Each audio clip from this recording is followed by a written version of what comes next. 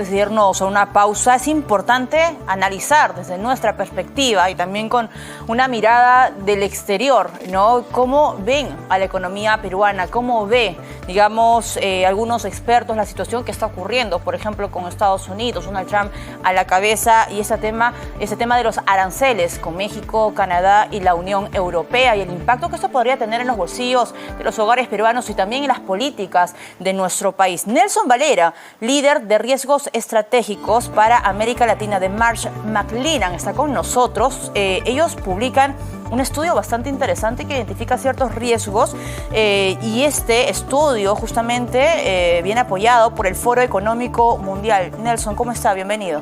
Gracias, bien, muchas gracias.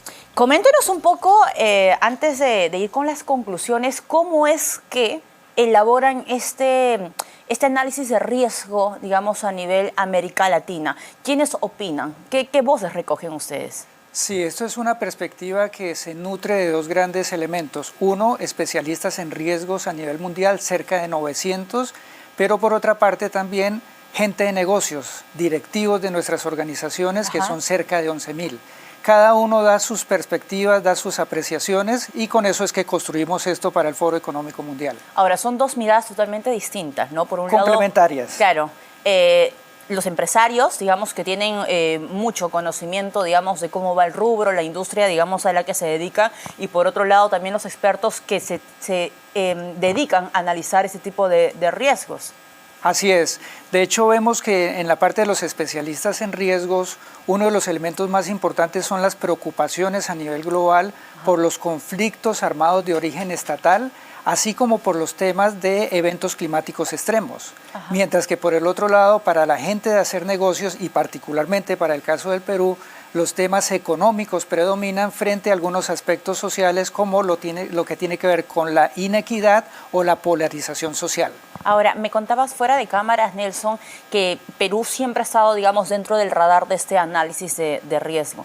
Para el 2025, ¿cuál es la radiografía que ustedes nos pueden compartir? ¿Qué cosa va a enfrentar nuestro país en materia económica? Bueno, una perspectiva muy importante es que vivimos en un mundo globalizado pero fragmentado. Entonces el Perú no es ajeno a lo que está pasando a nivel mundial. De tal manera que las implicaciones de esas confrontaciones entre estados o las guerras que se pueden dar, pues generan unas preocupaciones económicas para la gente que hace negocios, para nuestros directivos. Y en ese orden de ideas, ahí tenemos un gran foco de acción, la expectativa sobre una recesión potencial económica que ha venido bajando, digamos, frente a lo que se veía hace un año, pero que sigue estando latente. Pero por otro lado también vemos que los temas de delitos asociados al lavado de activos, a temas como extorsiones y demás, también cobran una relevancia muy importante. Ahora, a ver, esto sí es como muy importante analizar ya de manera muy detallada, Nelson, porque venimos de superar el 2023, una recesión económica que no veíamos hace muchos años. Nadie lo tenía previsto, digamos, en el mapa. Salíamos de una pandemia que azotó fuertemente las industrias, los sectores económicos y los hogares más pobres, ¿no? Muestra de ello es que el nivel de pobreza, lamentablemente, no bajó, por el contrario, tuvo un comportamiento ascendente, una tendencia, digamos, creciente. Es decir, el riesgo de una recesión económica podría estar presente, podría suceder una situación como la que vivimos hace un par de años. De hecho, se percibe más como una desaceleración que una recesión propiamente dicha.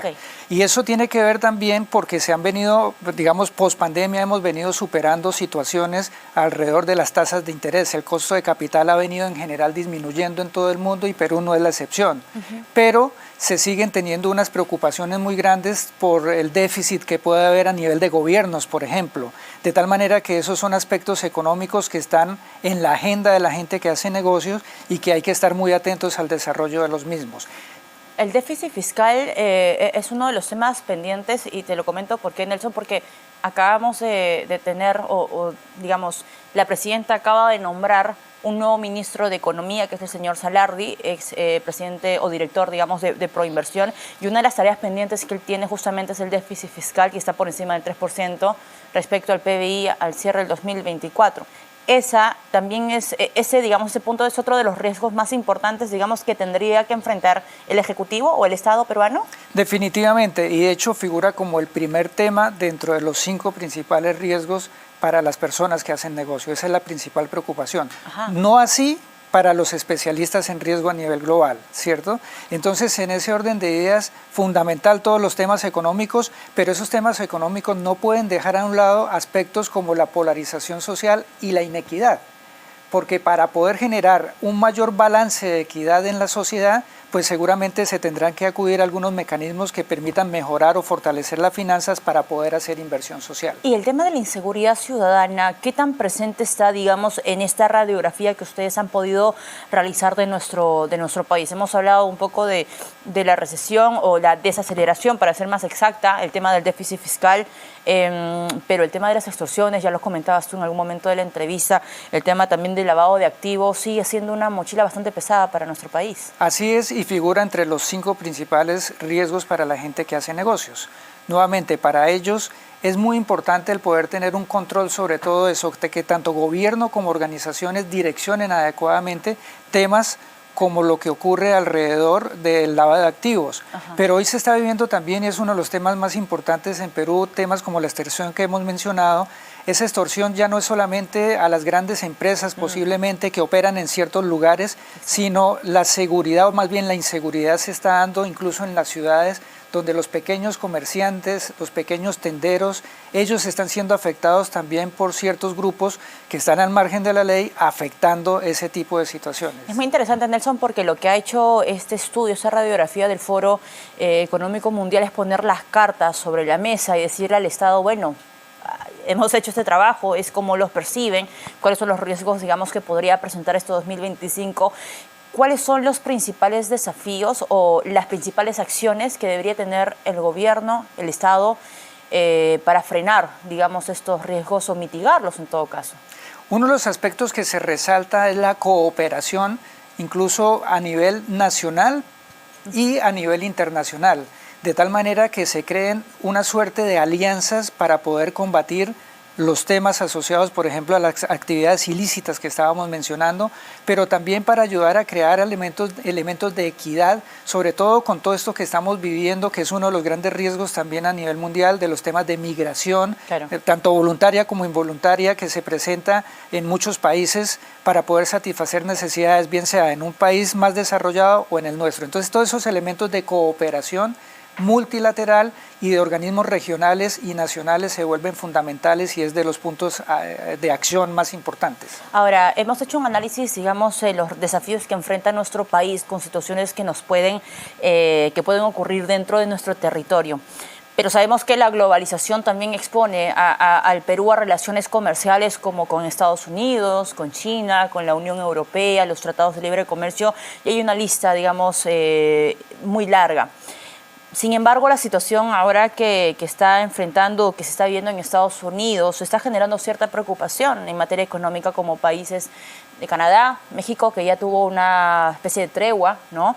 La Unión Europea, Colombia hace poco. ¿Esta situación está dentro, digamos, de este análisis que han hecho ustedes? ¿Hay algún efecto que eso puede tener y de repente golpear a los países de América Latina?